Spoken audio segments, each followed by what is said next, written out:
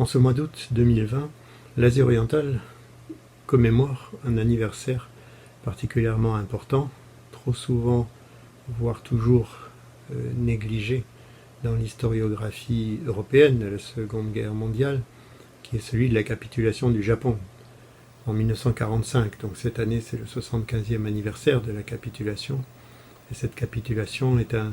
événement dans l'histoire de l'Asie orientale et en particulier de la Chine, un événement particulièrement important compte tenu des destructions que cette guerre sino-japonaise a entraîné en Chine et du nombre de victimes causées par cette invasion japonaise.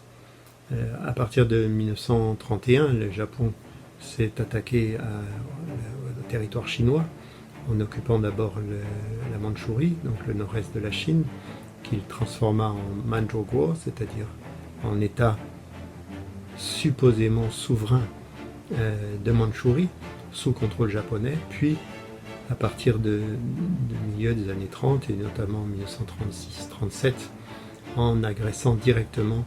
la Chine donc à l'époque Chine nationaliste, la République de Chine, et en envahissant le territoire chinois très largement, et en particulier en décembre 1937, en attaquant Nankin, donc qui avait été la capitale de la Chine nationaliste, et en commettant à Nankin le plus grand massacre de toute cette guerre sino-japonaise, puisque l'on a dénombré entre 200 et 400 000 morts chinois. On estime en moyenne autour de 300 000, même si personne ne s'est jamais vraiment accordé sur les chiffres,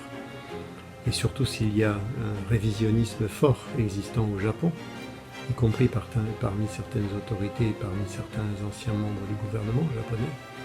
Quoi qu'il en soit, ce fut un massacre digne de ce qu'a pu faire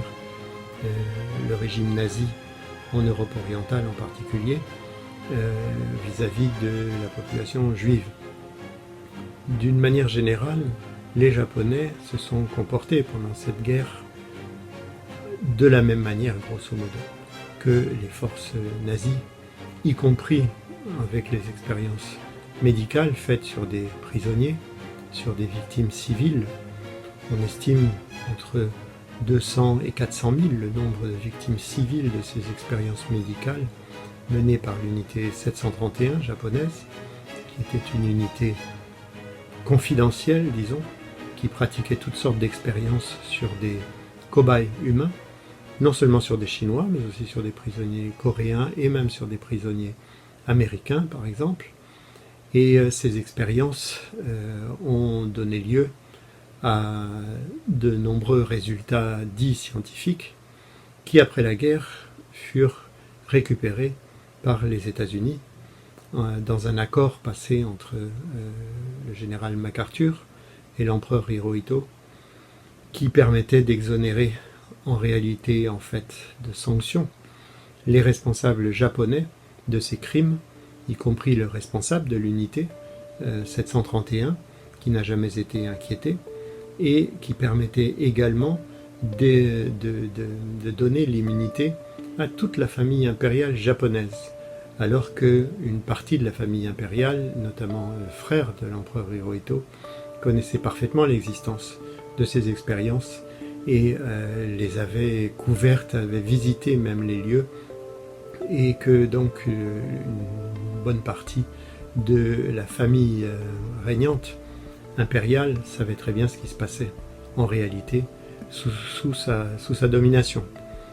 L'empereur Hirohito lui-même, qui n'a jamais été donc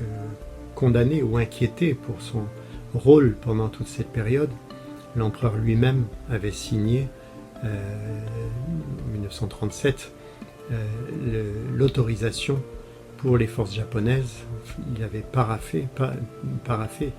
l'autorisation pour les forces japonaises de ne plus respecter les conventions internationales en matière de droit des prisonniers chinois. Donc cette période est particulièrement douloureuse pour la Chine, et il est assez regrettable que, au fond, jamais chez nous, en Europe, l'on ne rappelle le poids de la Chine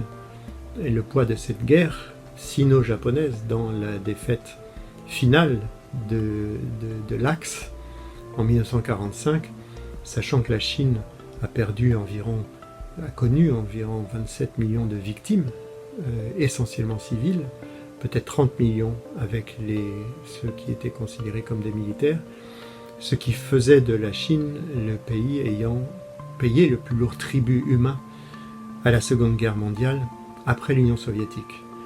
Et donc cette période est d'autant plus importante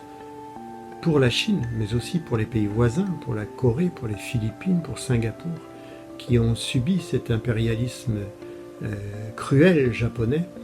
Mais en réalité, c'est aussi, par exemple dans le cas de la France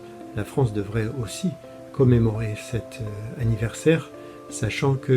les Japonais ont envahi l'Indochine, à l'époque Indochine française, et qu'ils ont commis des exactions très nombreuses également contre des populations civiles françaises au Vietnam ou au Cambodge. Et donc, il est un peu dommage que l'on oublie toujours cet anniversaire. 75 ans, c'est une date importante,